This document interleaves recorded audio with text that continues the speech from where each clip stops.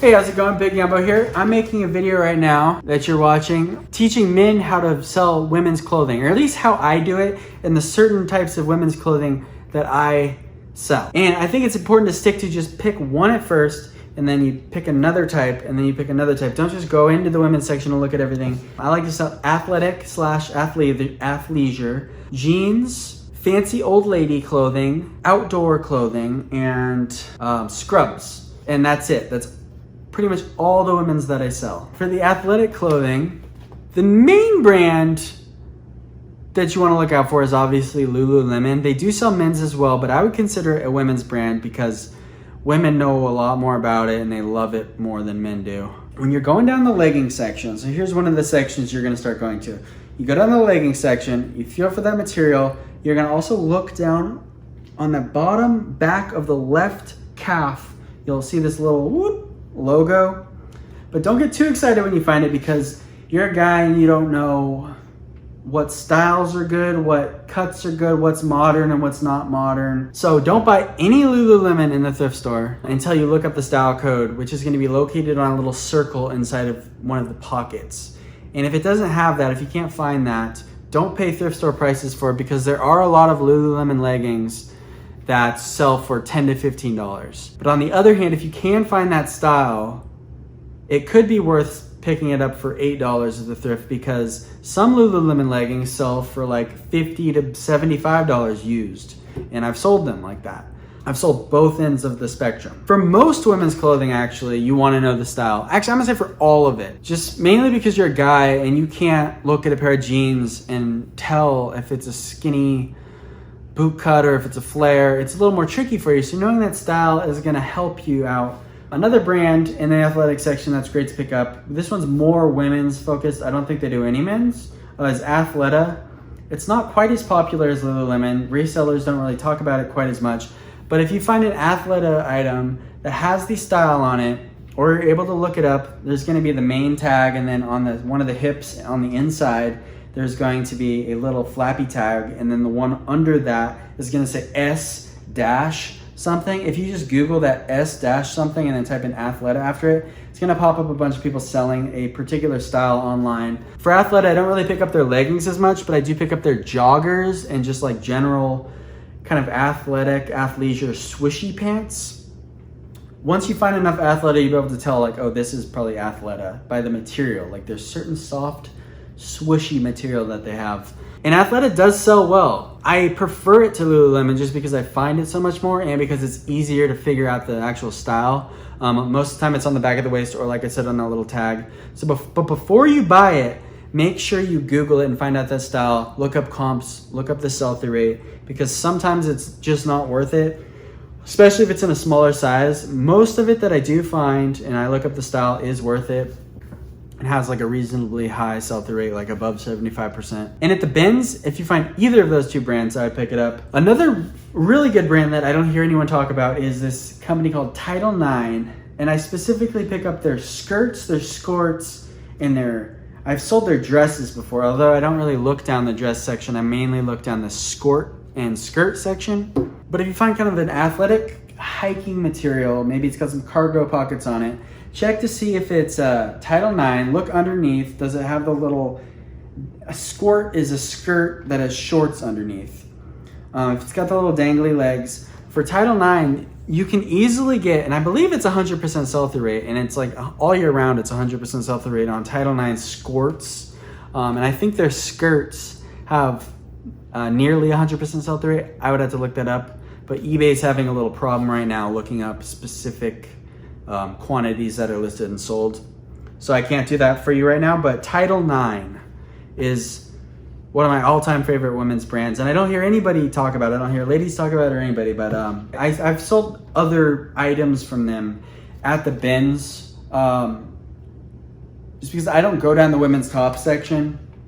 I do go down the women's athletic top section, but I don't go down, there's like 6 aisles in my main Goodwill that are just women's shirts and different types of tops and blouses and things like that. I just skip that section. If you're a guy, just skip that entire section. It's really not worth it. It's gonna take so much of your time. Stick to the bottoms. bottom half of the body is way easier. Another good company is Aloe Yoga. It'll either say Aloe or Aloe Yoga on it. The main item that I've sold from them are their leggings. One of the ones that it's kind of easy to spot in the thrift store are their moto leggings. They have they're a moto style, which means they have like rippling, kind of like gussets on the knees, so they're easier to bend. But it's just for style and fashion on these. And those are pretty easy, maybe $20 to $25. With women's stuff, you got to be careful though, because the sizing has so much to do with it. If you find any of these things I mentioned in a bigger size, then it's definitely something you want to pick up in the thrift store. Maybe in a smaller size, save it for the bins. But Aloe Yoga is pretty reliable. Stay away from their tops. I've been sitting on one of their like athletic t-shirts for about maybe 6 months. And it's brand new with the tags, and I think the price is down to like $8. So just stick, like I said, stick to the bottoms. Spanx is another great one. Their leggings are kind of squishy. These are all things you want to because you don't want to go down, it's so hard to look at all the tags of the leggings. So you want to know by the feeling of it. So they're kind of they're almost like sticks that go up. This is Spanx leggings. They're sticks, and then on the top, the waistband is like this big. They're usually pretty high rise to tuck in that tummy. And some Spanx leggings can get you like $30 to $60. Ones that do really well, there's specific patterns. Like there's this red rose pattern that does really well. There's also a camouflage pattern that does really well. Yeah, Spanx are probably my favorite leggings to find, because almost every single one you find is going to be over $30 if it's in excellent condition. Packed Organic, I think it's called, is another athletic brand that I sell. Their best-selling item that I have found, I think, is their hoodies. It's just like a really basic, simple hoodie, and it doesn't really say anything on it. But if you look inside, it'll say Packed Organic Cotton on the tag. And those are pretty easy, $25 to $30, maybe $35. And the sell-through rate, last time I checked, was pretty high on them. Can't look up the sell-through rate right now for you. Their leggings also do quite well. I think I've paid up on them before. They kind of look similar to Spanx in like the shape of them with the waistband and everything. Packed. That's one brand that I find all the time, and I don't hear anyone say anything about it. The next category of women's clothing that I primarily focus on is the jeans. It's one of the main things that I buy in the bins is women's jeans, and in the thrift store, it's one of the only women's sections that I go down. Just one easy trick when you're going down the aisle. When you go down the aisle, just look for good looking, fancy looking distressing, and look for big butt embroidery. Also look down at the legs, because you don't want to go down the aisle and look at everything. Maybe you should, because you'll probably learn a lot. So maybe, yes, you should do that. But I don't do it anymore because I found my 10 or 15 women's brands that I sell, and I'm fine with that. And I also look for on the leg, if it sticks out a good amount and it looks like it's a wide leg or a flare leg. Those are two popular leg styles for women's jeans. Don't get flare mixed up with boot cut. A flare is going to be skinnier at the top, and it's going to start to widen out at the knee, whereas a boot cut is going to stay skinnier and then at the ankle come out, and that's a boot cut. It's not that complicated. That's why I stick to the jeans. You just need to know high rise, low rise, flare, skinny, mid rise, boot cut, jegging. There's not that much. That's pretty much all of it, and you can sell women's jeans. That's why I do women's jeans. Whereas in the tops, and there's 30 different types of sleeves. So there's 30 different types of collars. So just stick to the bottoms. So in this jeans section, the main companies that I get are one that's solely women's is Madewell. Madewell used to do a lot better, but it's still safe to pick up in the thrift store if it's in a larger size. And again, you need to look up the style. It's gonna say the style on pretty much all Madewell. I think it's on the front hip.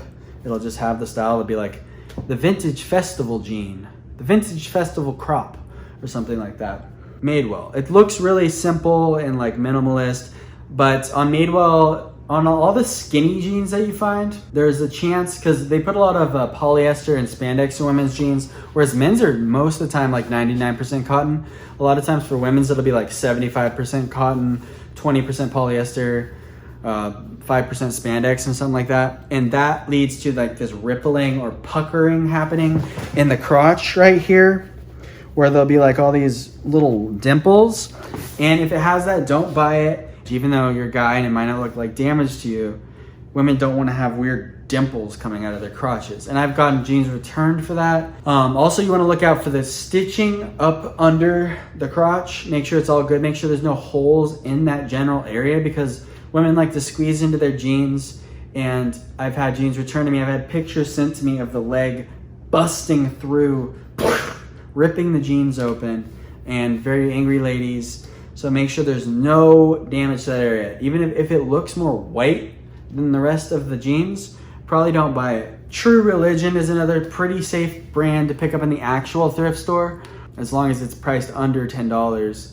Most of them you should be able to get around 30 for. I haven't looked in a while, but definitely safe to buy it every time you find it at the bins. I do. But in the actual thrift store, just make sure you look up the style. Sometimes it's good. Obviously for men's True Religion, it's going to be a lot better, but for women's, I've sold them for over 30 a bunch of times. Silver jeans is not that great, but they're line the Suki. I think it'll be like Suki mid-rise straight or Suki boot cut or whatever. Don't buy them unless they say Suki on them. Silver jeans, Suki. Those are like really the only ones that sell. If you go look on eBay, like it might look like, oh, 1 million pairs of silver jeans are selling. But if you look more closely when you're doing research, most of them say Suki. It totally depends on the size and the cut, like if they're mid-rise or whatever, or boot cut or skinny or straight. But like you should be able to, you can sometimes get like 25 to 30 for those. 7 for All Mankind is another one that makes men's and women's, but I mainly find they're women's. The only one for jeans for 7 for All Mankind you want to get is the Dojo Flare. If it says just Dojo and it looks like a flare, then I'll still get it and I'll call it Dojo Flare even though it only says Dojo. But if it says Dojo and it's a crop or a capri, definitely don't buy it in the regular thrift store. Maybe in the bins, you can maybe still get 15 bucks for that. But for the Dojo Flare, if it actually says Dojo Flare, that's a pretty safe 35 bucks. And I would definitely buy that in the regular thrift store. Pretty much any other 7 for All Mankind jeans, if it's like the A pocket boot cut or like a skinny jean, don't buy any of those in the actual thrift store. Sometimes I'll pick them up in the bins, but mainly you want the Dojo Flare. What other jeans are there for women? Oh, Miss Me jeans. Miss Me jeans aren't quite as good as they used to be. I don't really pick up their jeans in the thrift store because for some reason they price them at $25, which is over eBay prices right now. In the bins, I grab them like every time, and I sell them for like 15 to 22 maybe, depending on the size and the like. Certain ones like I think there's ones that have like angel wings on the butt. This is one with huge, loud kind of meth head embroidery on the butt. No offense, ladies, but in my area, the women that are wearing Miss Me jeans are tweaking in parking lots. But anyways, if you see these, get them in the bins. In the thrift store, don't pay more than $5 definitely. But if you find the jean shorts I believe have 100% sell-through rate.